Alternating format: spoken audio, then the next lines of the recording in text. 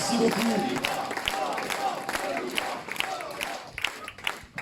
Merci à vous, merci Eric Richarmos pour cette présentation fort chaleureuse et cette animation. Merci, bravo aux organisateurs de cette journée qui est votre présence nombreuse en témoigne, une grande réussite. Bravo à vous d'être là, bravo à Claude Leblay qui nous reçoit, bravo à Alain Vélo, référent départemental de Loire-Atlantique, et je dois le dire, l'un des piliers des Patriotes s'il en est, qu'on peut applaudir.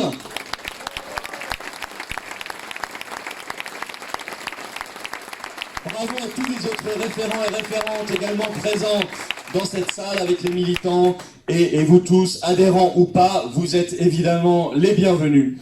Je me dis en arrivant et en vous voyant ici dans une salle pleine à craquer, à vrai dire on avait prévu de mettre uniquement des chaises. Bon, mais je suis désolé pour ceux qui sont debout et bravo à vous qui tenez debout depuis quelques dizaines de minutes.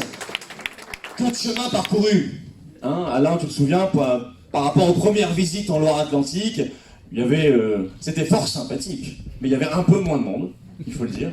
Donc, on a parcouru un chemin intéressant. Je vous félicite pour votre présence très nombreuse, parce que, et d'abord, et c'est très sincère du fond du cœur, votre présence, chacune, chacun, témoigne de votre goût pour la politique, mais avec un P majuscule, au sens noble du terme. Ce sens que la politique n'aurait jamais dû perdre. C'est-à-dire une volonté d'avenir, une volonté de beau, de vrai, de juste, de grand. C'est ça la politique. Et ça doit être réhabilité.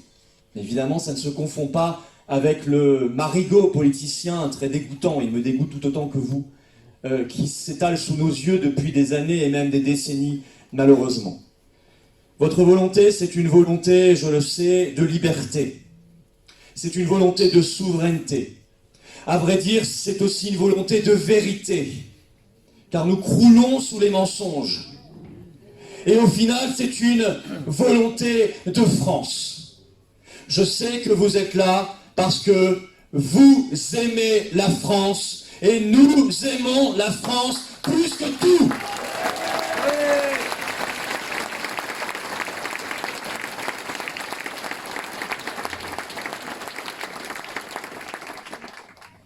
Alors moi je dois vous le dire, effaré, et je pèse mes mots, par le niveau de ce début de campagne présidentielle qui commence.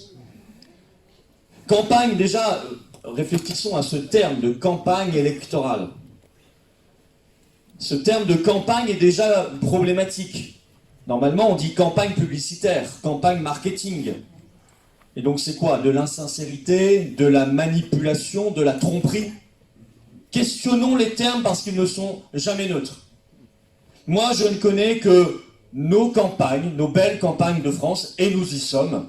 Et je les chéris, et je les aime, et j'aime nos paysages, et je préfère effectivement quand nos paysages sont sans éoliennes. D'ailleurs, nous sortirons les éoliennes de France, c'est dans le projet que nous portons.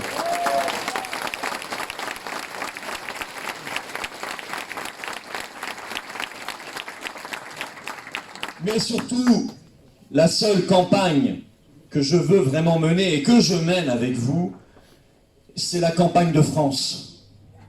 C'est pas une campagne électorale. Parce que moi, ce que je dis maintenant, je disais exactement la même chose avant. Je ne sors pas des propositions choc, marketing de mon chapeau pour faire beau. Le temps d'une campagne que j'oublierai juste après. Non, je dis la même chose avant, pendant, après. Parce que je ne vous prends pas pour des imbéciles et parce que j'ai envie qu'on se dise la vérité et qu'on sorte notre pays de cette misère noire dans laquelle il est.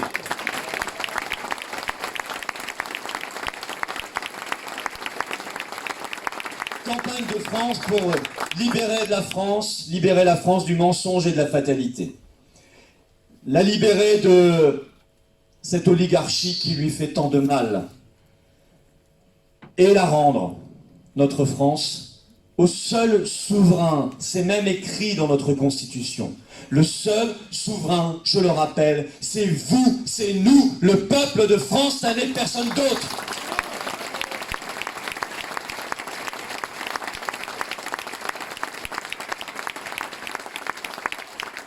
Je parlais de campagne électorale effarante, effrayante, malade. Un pays malade d'ailleurs. Regardez les 2 heures à la télévision de publicité que s'est offert Emmanuel Macron l'autre jour sur TF1.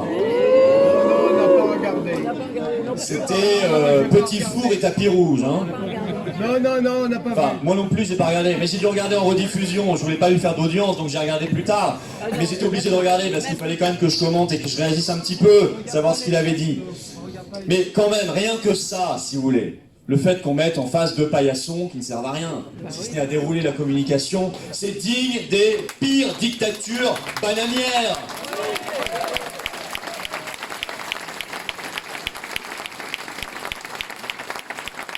D'ailleurs, et c'est heureux, cet excès de propagande ne paye pas. Vous avez vu, il a fait un bid d'audience monumental. Hein, et les sondages post-émission étaient catastrophiques, il a perdu des points. Bah tant mieux. Voilà. Mais enfin, Emmanuel Macron n'est pas le seul à passer à côté des sujets. Il est aujourd'hui le plus responsable, car c'est lui qui est au pouvoir et qui manifestement va se représenter, mais il n'est pas le seul. Car, dire la vérité, c'est commencer par ne pas faire semblant qu'il n'y a pas un gros problème en ce moment en France depuis quasiment 2 ans. Qui s'appelle la tyrannie sanitaire, qui est d'ailleurs de moins en moins sanitaire et de plus en plus politique.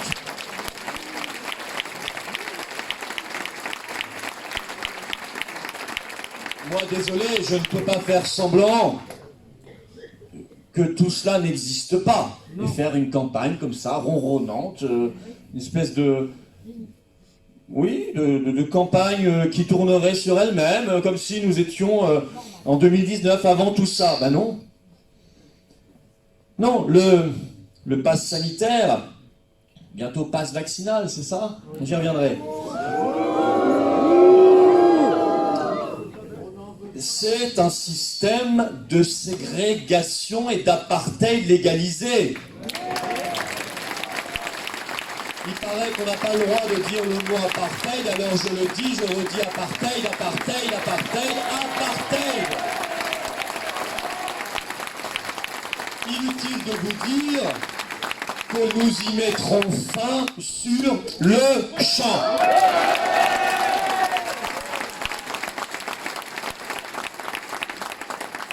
Comme nous passerons un grand coup de balai dans les couloirs des ministères et des autorités du médicament pour y chasser tous les lobbies de l'industrie pharmaceutique qui y poussent comme des champignons.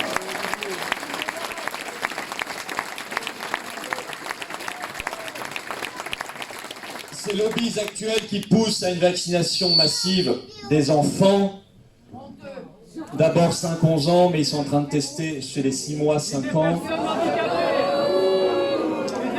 À New York, faites attention, vous ne croyez plus aux promesses des ministres, parce que les promesses durent généralement 2 semaines. À New York, ils viennent de mettre en place depuis cette semaine un pass vaccinal pour les enfants de plus de 5 ans. Est-ce qu'on veut de ce monde? Non, on protège les enfants.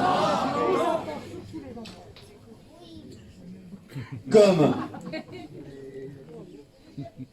on sortira le pays de la crise de nerfs et de cette politique infâme d'instrumentalisation permanente de la peur par des ministres qui ne sont plus là pour servir. Je rappelle l'étymologie du mot ministre, ça veut dire serviteur. Évidemment, ils ne sont plus là depuis bien longtemps pour servir, ils sont là pour se servir, sur notre dos. Et pour cela, ils utilisent la peur, la terreur et la panique, pour dominer, pour asservir, pour surveiller, contrôler, et pire que tout, pour diviser, et même au sein des familles. Ce qui est le plus terrible. Créer la paranoïa, créer la panique, remuer les pires instincts, jusqu'à l'esprit de délation et de dénonciation, qui est poussé au maximum, pour que chacun soit monté l'un contre l'autre. Chacun doit être le surveillant de l'autre. Ça, c'est la définition même, à travers les âges, d'une société totalitaire. Voilà.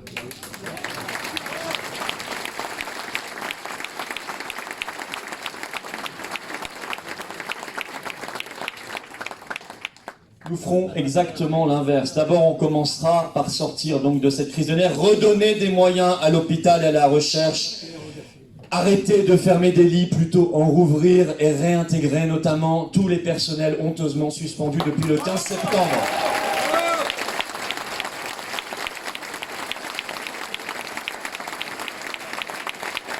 Sur ce sujet de la santé, nous avons beaucoup parlé de l'Union européenne après, j'en parlerai avant et j'en parlerai également après, bien sûr.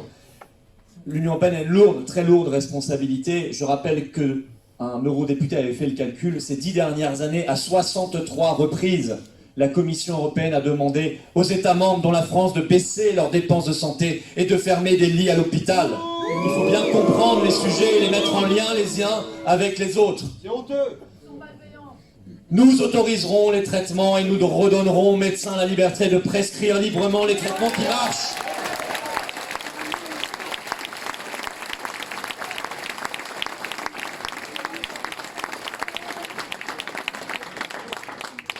Et dans le traitement, il y a la prévention. On se souviendra d'ailleurs au passage que nous avons de nature quelque chose qui s'appelle un système immunitaire.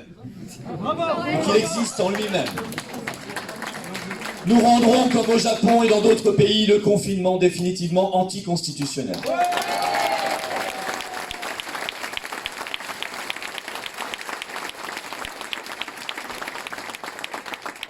Évidemment, je l'ai dit, nous chasserons les lobbies. Ça veut dire quoi concrètement? Il faut être très concret.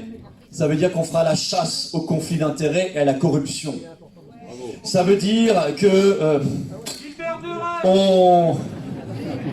on peut citer plein de médecins de plateau de télévision. Mais moi je remarque qu'à eux on remet la Légion d'honneur et c'est Raoult qu'on traîne devant le Conseil de l'Ordre. C'est pour ça qu'on procédera à la dissolution du Conseil national de l'Ordre des médecins qui de toute façon c'est une institution de Vichy. C'est une tâche dans notre histoire, on s'en débarrassera, on n'en a pas besoin. Ça me fait penser au contre-pouvoir. Contre-pouvoir, Conseil d'État complètement paillasson lui aussi depuis le début. Il va falloir procéder à une énorme rupture, mais là aussi on va nettoyer les écuries. Conseil constitutionnel, on va tout changer. Parce que là, avoir les copains, alors il y a Fabius, il y a Juppé, il y a tout le monde. Bon. Non. Il ne sert à rien ce Conseil constitutionnel si ce n'est à valider le gouvernement systématiquement. On le remplacera par un aéropage de citoyens français tirés au sort. On n'est pas plus bête que ces gens-là pour savoir ce qu'est la Constitution. Et surtout, on est plus libre et on est souvent beaucoup plus intègre. Évidemment, nous interdirons la société de surveillance. Ah non, Macron l'appelle la société de vigilance, pardon. Ce sont des choses très concrètes. C'est déjà tout ce que je vous ai dit sur le Covid, mais c'est en plus, par exemple, pas de système de reconnaissance faciale en population générale. Interdiction totale. Ça veut dire préserver l'argent liquide. Ce sont des choses aussi simples que ça, mais en fait fondamentales.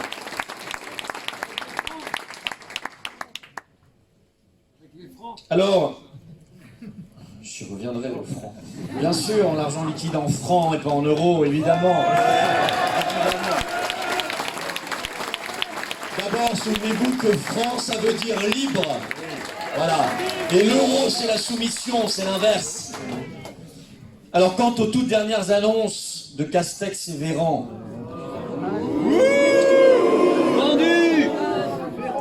le pass vaccinal. Alors ça, c'est vraiment le super apartheid légalisé.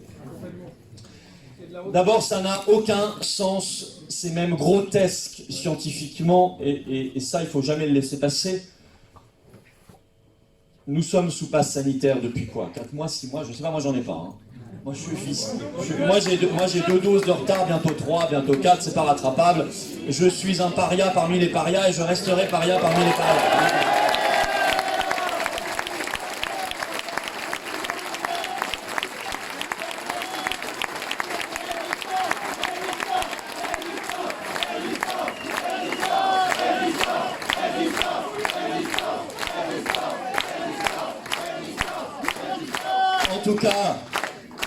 En tout cas, On est sous passe sanitaire depuis des mois, on voit le résultat, explosion de l'épidémie, ils nous annoncent 4000 lits en réanimation fin décembre, etc. etc. Bon. Les Pays-Bas, regardez, le passe sanitaire là depuis le 25 septembre, plus de vaccination qu'en France, aux Pays-Bas, et ils ont annoncé aujourd'hui un confinement strict. Donc je veux dire, au bout d'un moment, on a tous quand même des neurones, hein, on a tous une logique à faire marcher.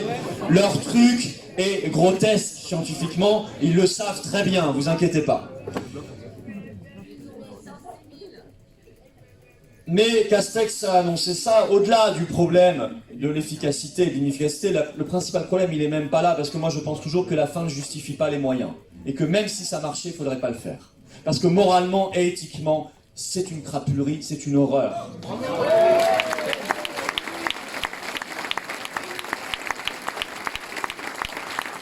Ce passe vaccinal, ça veut dire 6 millions de personnes, mais en fait, tout le monde est concerné. Je rappelle que tout vacciné est un futur non vacciné, tout dépend du nombre de doses auxquelles vous êtes. Attendez, c'est vrai, le 15 décembre, 400 000 Français de plus de 65 ans sont administrativement retournés dans la situation de non vaccinés alors qu'ils avaient 2 doses, parce qu'ils n'ont pas fait la 3e. Donc tout vacciné est un futur non vacciné. Donc ça concerne tout le monde, personne n'est à l'abri. Il faut bien avoir ça en tête. Ça veut dire qu'on transforme ces millions de Français. Moi, je pensais qu'on avait une déclaration des droits de l'homme et du citoyen même intégrée dans notre Constitution, qui dit qu'on est libre et égaux en droit et en dignité. Eh bien, nous, on sera des sous-hommes, des sous-femmes, des sous-citoyens.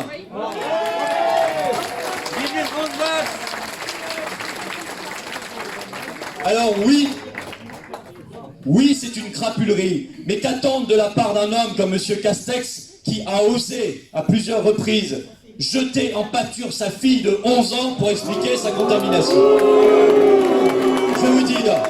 Je vais vous dire, quand on est capable de jeter médiatiquement en pâture sa fille de 11 ans, qui est quand même une petite fille qui existe, qui va à l'école, qui a des amis, c'est qu'on est une personne pourrie.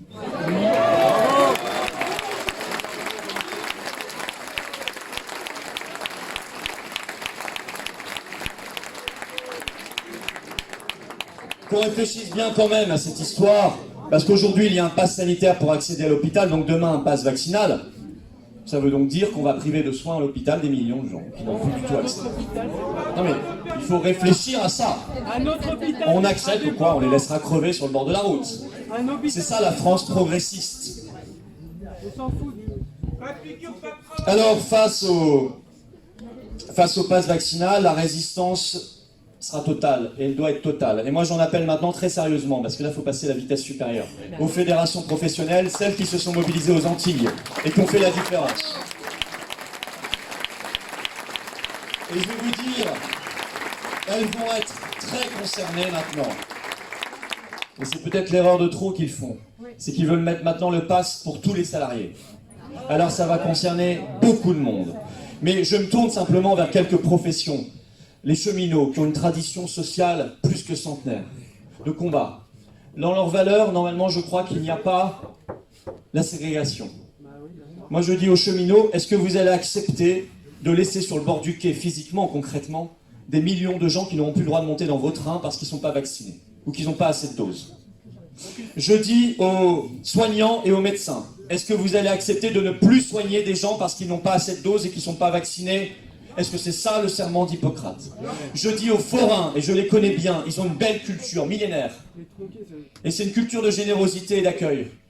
Est-ce que vous allez accepter de ne pas divertir, de laisser au bord de vos fêtes foraines des familles entières non vaccinées? Des gamins et des gamines et des plus anciens qui ne pourront pas venir parce qu'ils n'ont pas suffisamment de doses ou qui ne sont pas vaccinés. Et je dis ça aux pompiers, et je dis ça aux routiers, et je dis ça aux taxis, et je dis ça aux agriculteurs, et je dis ça à tout le monde. Il va falloir maintenant que tout le monde se lève et se soulève.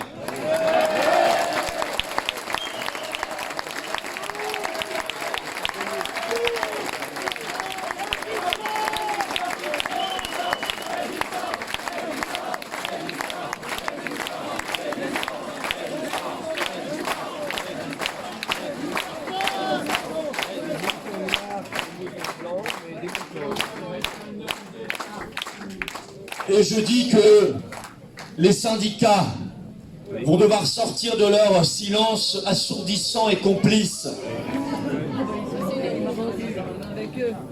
Parce que, effectivement, ces syndicats trahissent les salariés, les travailleurs depuis des années, les paysans, sur l'Union européenne, sur la mondialisation, bien sûr.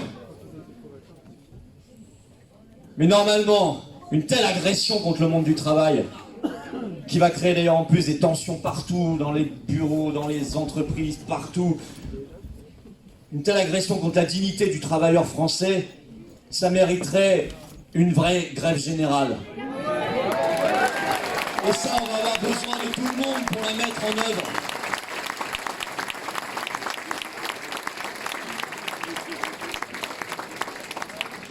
Alors c'est ça une campagne.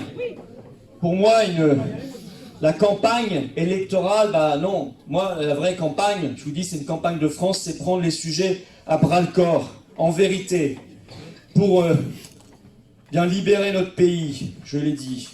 Et c'est pour ça que je suis candidat. C'est pas pour autre chose. Parce que je pense que la situation est tellement grave. Et en même temps, j'aime tellement mon pays, je crois tellement en lui, que je peux pas rester au bord du chemin et que ces vérités-là, je dois les dire parce que sinon, elles seront pas dites.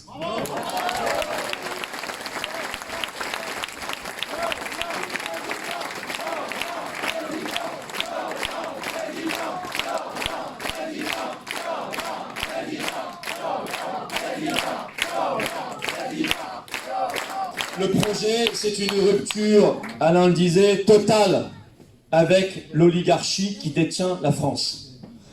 Nous avons en particulier deux candidats oligarchiques, Emmanuel Macron, j'allais dire Emmanuel Pécresse. Commence. Emmanuel Macron et Valérie Pécresse, et non pas l'inverse. Oh, les deux, par exemple, empêtrés dans le scandale Alstom, mais ça, on en parlera progressivement dans la campagne, qui, chacun a des niveaux différents, bien sûr, mais quand même, symbole d'une caste qui jouit d'elle-même avant de sauver la France et d'aimer la France. Mais ce théâtre d'ombre les dépasse. Peut-on agiter des thèmes de campagne? Là aussi, le mot est affreux, thème de campagne. Qu'est-ce que c'est? On n'est pas dans un parc à thème. Non, mais reprenez tous les mots. Ils sont biaisés tous. Ils sont tous truqués. Tous piégés. Il faut tous les déminer. Tous. Donc thème de campagne, hein, bon, pour le plaisir d'agiter. Alors on parle d'un thème, puis la semaine suivante d'un autre. Comme si les problèmes en France avaient changé radicalement en une semaine. Et puis surtout, on n'en parlera plus la semaine d'après, parce que dans les sondages, on nous dit qu'il ne faut plus en parler. Bah ça, c'est l'horreur. Ça, c'est l'horreur totale. Voilà, il faut rompre avec ça. Agiter des thèmes pour le plaisir de les agiter en fonction des sondages du moment, sans aller au fond des problèmes. Ça s'appelle nos 40 dernières années. Avec une fulgurante accélération ces 5 dernières années, et c'est affreux, cet hideux quinquennat Macron.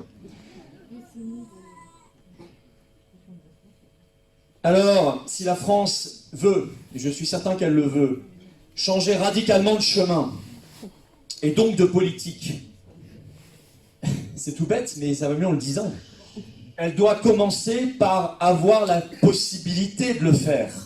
Parce que sinon, nous parlons dans le vide. C'est ce qu'on appelle la souveraineté nationale et populaire. On parle par exemple beaucoup de pouvoir d'achat, on a bien raison. Un gros problème de pouvoir d'achat en France. L'INSEE d'ailleurs vient de sortir une note en disant que le pouvoir d'achat va s'effondrer dans les 6 mois qui viennent. Oui, enfin l'INSEE, vous savez, il s'est déjà effondré dans les 6 mois précédents et les années d'avant.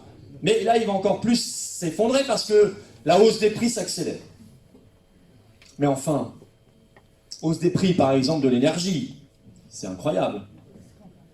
Le fuel, l'électricité, le gaz, l'essence, tout.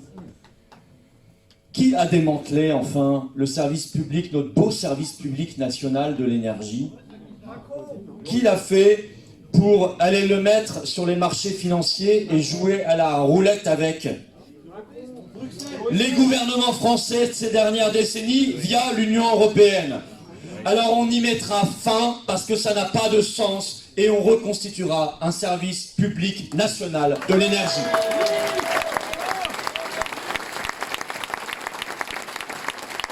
On renationalisera toutes les entreprises énergétiques parce que c'est un bien stratégique de la nation et que c'est nous qui avons payé et construit les réseaux ces dernières décennies.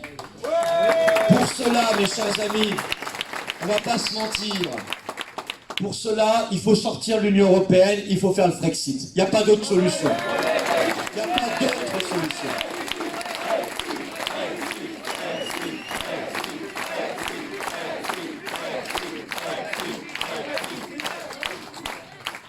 D'ailleurs, tous nos services publics doivent être reconstruits.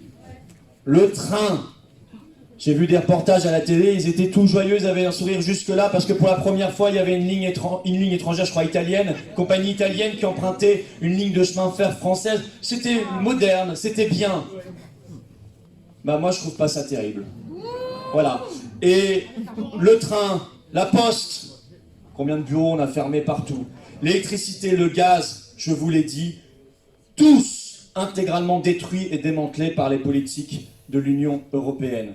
Eh bien, on va devoir reconstruire. Alors évidemment, on est au XXIe siècle, on va le faire de manière très moderne. Beaucoup plus moderne d'ailleurs que ce qu'ils font. Parce qu'on nous avait expliqué que la concurrence, ça allait tout améliorer et baisser les prix. Moi, j'ai jamais vu les prix autant exploser depuis. Donc on fera exactement l'inverse, on assumera. Les services publics français, c'est la France.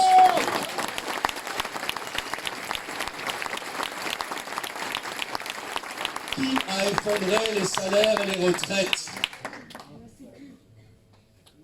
Les mêmes. Les mêmes, en désindustrialisant la France. Ils nous disaient, la France sans usine, c'est hyper moderne. Ah, on a vu. Ils nous disaient, mais nous, on aura toujours les meilleurs produits parce que les Chinois, on leur laissera... Ben non, mais les Chinois, ils nous ont attrapés et finalement, ils font aussi les meilleurs produits. Pire que ça, on a tiers-mondisé notre agriculture et notre économie. Par exemple, le bois. Maintenant, on envoie du bois brut aux Chinois qui le transforment en meubles, en parquet et qui nous le revendent avec la valeur ajoutée. Et il y en a pas mal des exemples comme ça. Même les pommes de terre, hein, on n'est plus capable de faire en France des chips, il paraît, ou de la purée, on vend. Et on rachète. Mais enfin, écoute, ça a pleuré quand on entend ça. Un pays comme la France, une énorme puissance agricole comme la France, millénaire, multimillénaire, avec des savoir-faire, des métiers, des traditions, et en même temps une technologie avancée, on a tout. Il faut remettre un peu d'ordre dans la maison France. On nous a mis en concurrence avec le monde entier. On a ajouté le travail détaché. Avec l'Union européenne, l'élargissement à l'Est, et maintenant, sous pression du nouveau gouvernement allemand, on va élargir à 6 pays des Balkans occidentaux, l'Union européenne. Alors dedans, il y a l'Albanie, il y a le Kosovo, il y a la Serbie. C'est-à-dire qu'on aura perdu le Royaume-Uni, mais on aura gagné l'Albanie.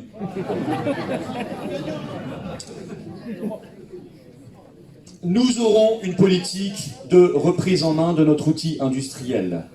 Ça s'appelle le patriotisme économique, ça s'appelle le protectionnisme, ça s'appelle réserver les marchés publics, la commande publique aux entreprises françaises. Ça veut dire protéger nos fleurons nationaux, arrêter de les vendre.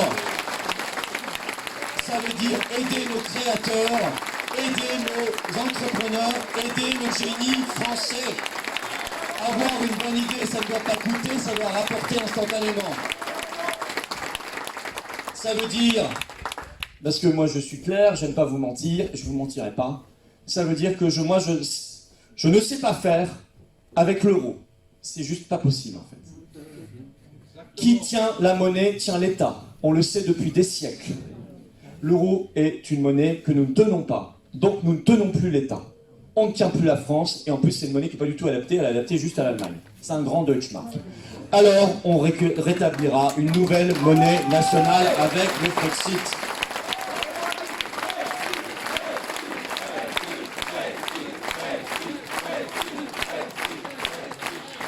On devra financer tout ça, parce qu'il y a des banques là qui s'engraissent, qui ne jouent pas leur rôle, et l'État ne les y presse pas, hein, il faut le dire, hein, de financement de l'économie, et notamment des plus petits qui en ont besoin, sans les escroquer.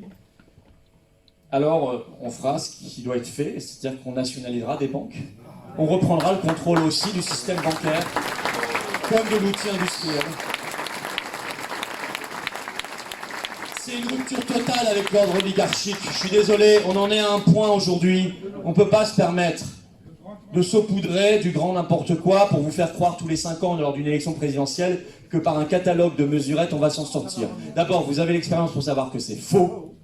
Et ensuite, vous savez que la gravité de la situation de notre pays fait qu'elle exige des mesures radicales. Radical, ça ne veut pas dire extrémiste. Radical, au sens étymologique, ça veut dire aller à la racine des choses. Alors nous allons à la racine des choses.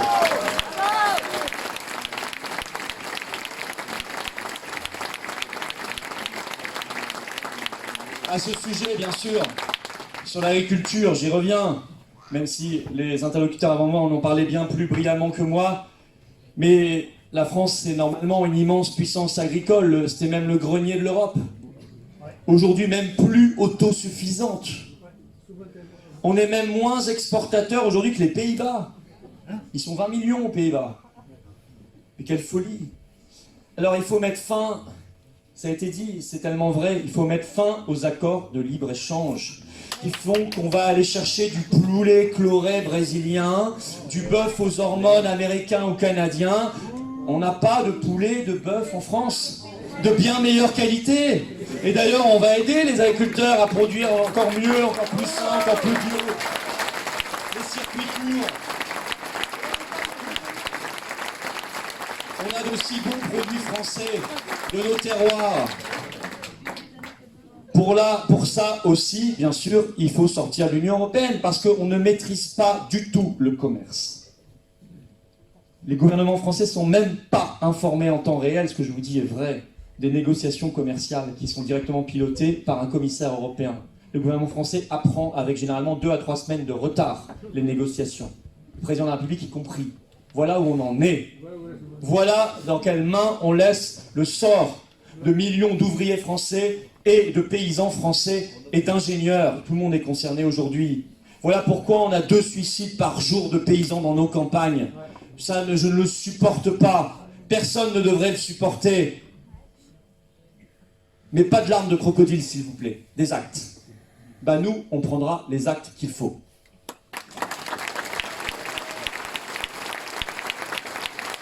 D'ailleurs, pareil sur la PAC, mais ça a été dit avant moi, merci d'avoir effectivement rappelé les chiffres. La PAC, c'est 9 milliards d'euros par an, parmi les 13 en fait qu'on reçoit chaque année, et on en donne 24. 24 moins 13, ça fait 11. Donc on pourra donner l'argent nécessaire à tout le monde, il n'y a pas de souci. On en donnera même plus s'il le faut, puisqu'on fera des économies. Puisqu'on ne reçoit pas 1 centime de l'Europe, pas 1 centime.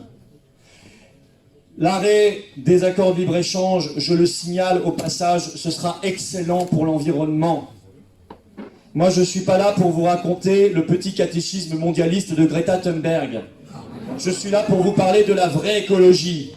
La vraie écologie, c'est de produire au plus proche.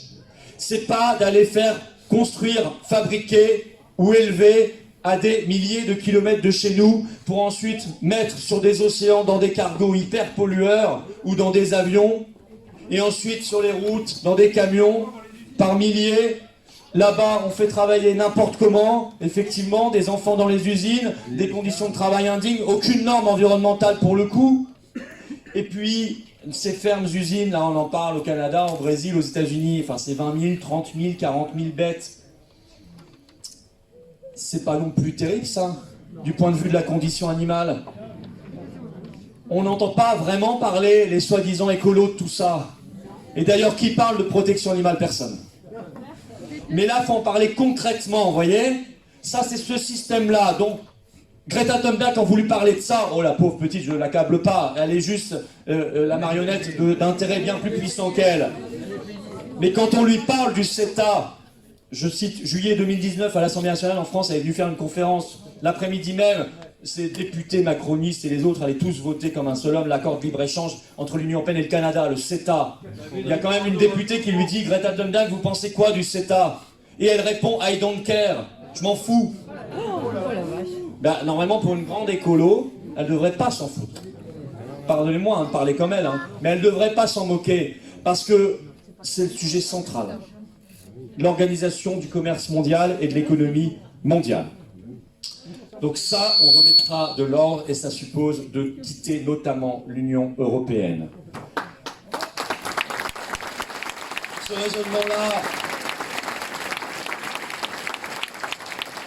raisonnement-là, je peux le faire sur l'immigration massive. Elle ne sert que les intérêts d'une petite oligarchie. qui déstabilise les nations, qui fracture les nations avec cette immigration massive et qui s'en sert pour s'enrichir. Pas la société, pas vous, elle s'enrichit. C'est pour ça que ça continue et que ça va toujours plus belle et plus fort. C'est pour ça qu'ils en parlent tous les 5 ans, mais qu'en fait ils ne font jamais rien.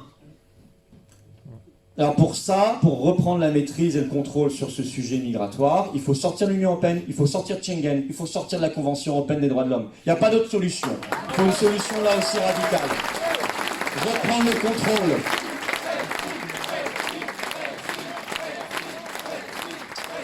Et il n'y a pas besoin, sur ce sujet-là, il n'y a pas besoin de jeter les uns contre les autres, de formules choc, de slogans de campagne tapageurs pour espérer être mieux perçu, entendu par le tympan des gens. Il faut juste dire la vérité là aussi.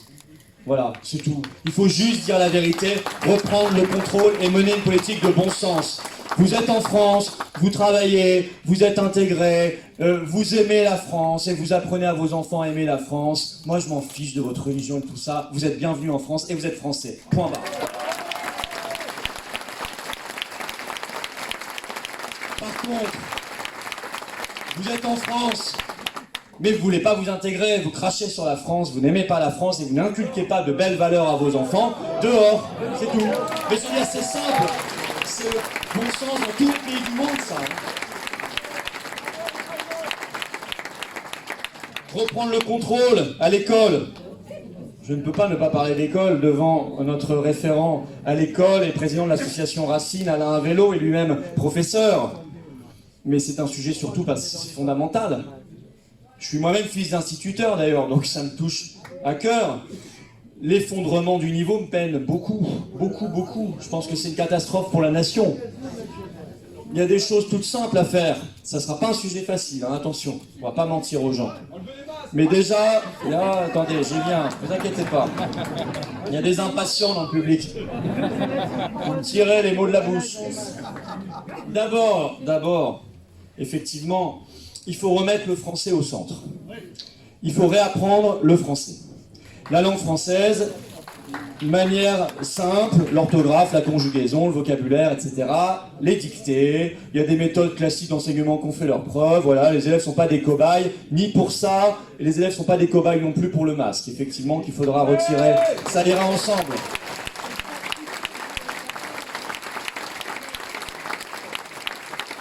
D'ailleurs, sur le français, Pas de dictée sur le vaccin. on interdira l'écriture inclusive partout en France.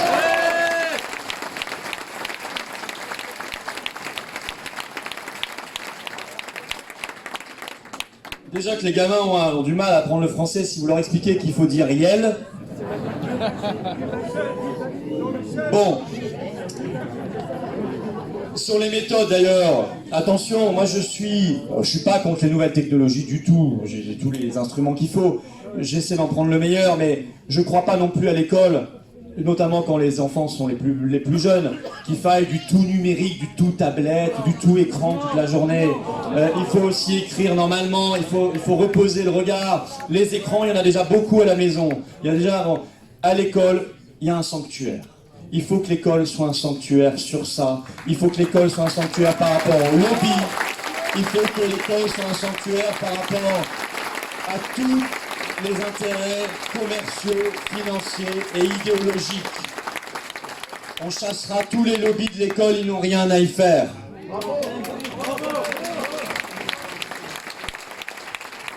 On apprendra aussi l'histoire de France, mais de manière chronologique, classique, l'histoire, voilà, tout simplement, l'histoire de France. Et au passage, on y apprendra l'amour de la France. Il n'y a pas de raison de ne pas aimer la France, c'est un pays très aimable.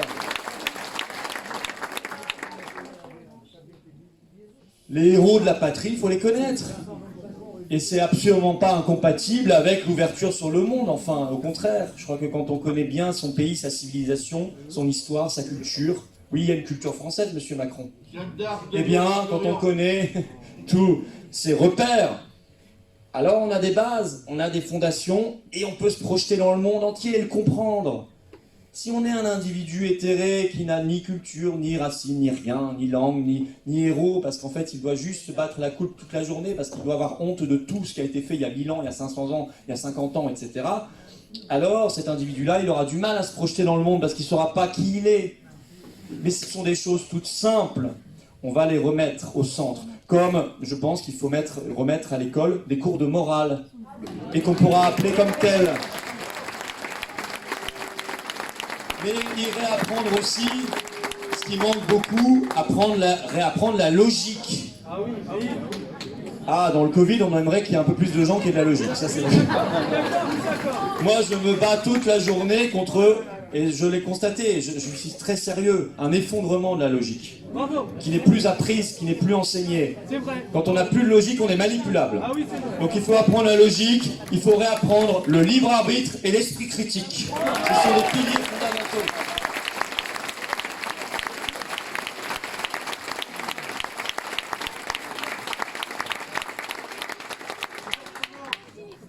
Bref, il y a des principes simples à remettre debout. La souveraineté, pour qu'on arrête les mensonges perpétuels à base de promesses frelatées et mensongères. 2, les contre-pouvoirs. J'ai parlé du Conseil d'État, du Conseil constitutionnel, mais vous savez, le premier contre-pouvoir, et c'est en même temps le premier pouvoir, c'est ça sa force, c'est le peuple, qui est soit pouvoir, soit contre-pouvoir quand ça va plus. Et pour que le peuple puisse être contre-pouvoir quand ça va pas, il faut lui donner le RIC, le référendum d'initiative citoyenne sur tout sujet. Et il faut le mettre dans la Constitution.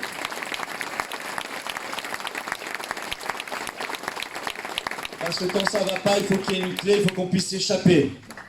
Il faut qu'on puisse sortir, il faut qu'on puisse faire autrement et l'imposer. Il faut qu'il y ait des référendums beaucoup plus fréquents dans notre pays.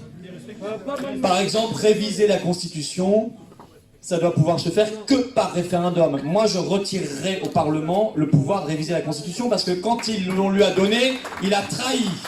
Confère le traité de Lisbonne avec la Constitution européenne en 2005 et en 2008. Honte absolue.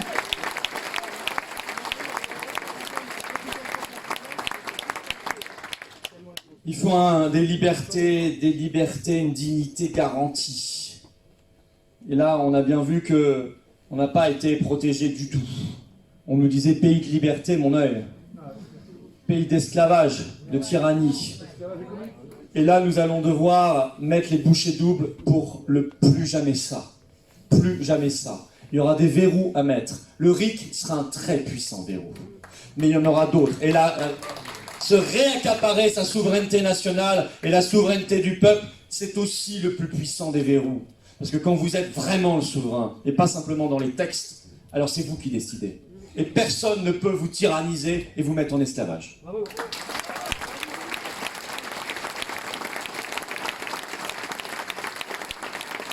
Le principe, c'est de retrouver un projet national aussi bien pour la métropole que pour l'outre-mer. D'ailleurs, chapeau à nos compatriotes d'outre-mer, ils se battent comme des lions. Comme des lions. Ils sont des résistants remarquables. Je suis très heureux que nos compatriotes de Nouvelle-Calédonie aient confirmé pour la 3e fois d'affilée le choix de la France. Ça veut dire retrouver foi et confiance dans la France. Sortir de notre tête ce qui ont mis 40 ans de faux présidents de la République. C'est-à-dire l'idée que ce serait une petite puissance moyenne, 1% de l'humanité, juste le passé, mais pas l'avenir, etc. Stop! On est un grand pays, on est une grande puissance, on est un grand peuple. On doit avoir une grande politique étrangère, libre, indépendante, fondée sur une armée française libre, avec une industrie de défense nationale libre. Voilà la réalité d'un peuple souverain. C'est pas autre chose.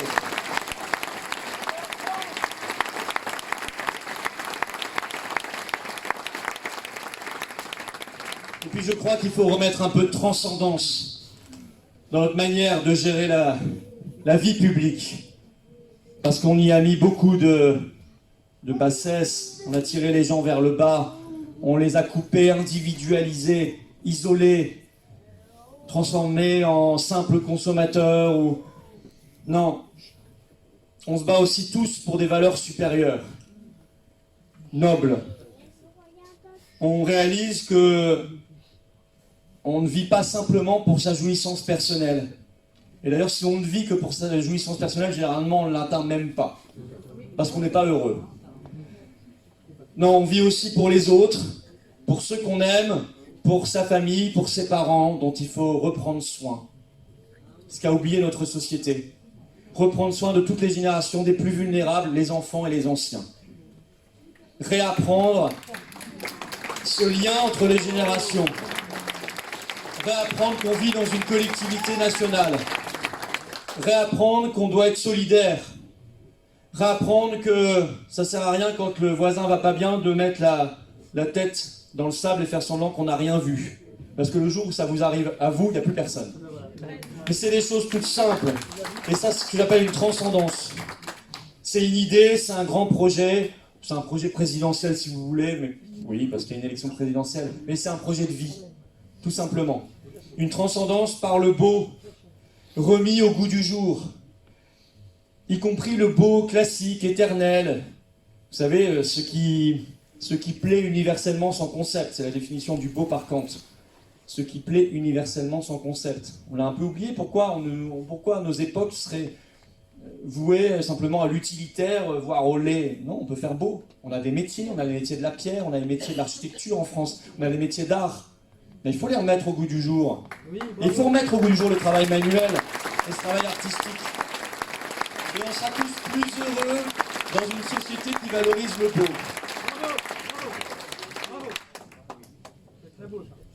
C'est une grande et belle œuvre. Et pour ça, il faut s'accrocher. Il ne faut jamais rien lâcher.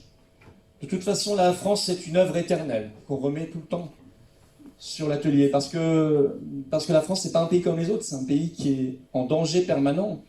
Mais quand il est là, quand le pays existe, quand il est dans son être, dans son essence, quand la France est la France, alors c'est le plus grand et le plus beau pays du monde, et c'est le plus extraordinaire du monde, il est capable de tout.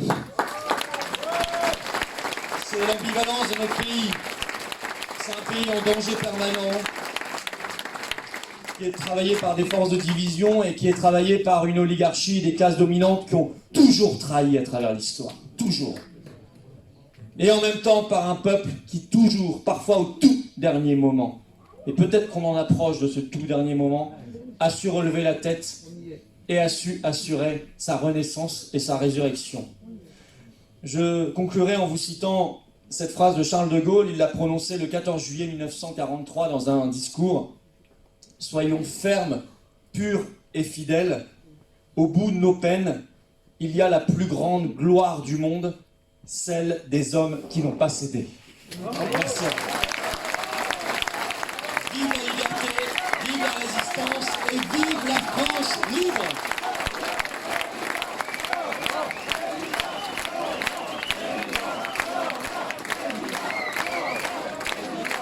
Merci à vous.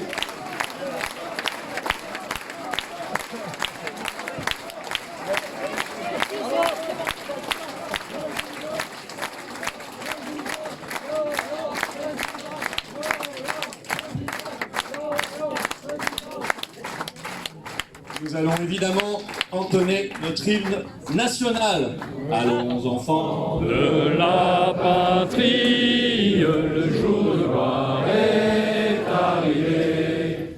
Contre nous de la tyrannie, l'étendard sanglant est levé. L'étendard sanglant est levé. Entendez-vous dans nos campagnes mugir ces féroces soldats qui viennent jusque dans nos bras, égorger nos fils et nos compagnes. Hosanna!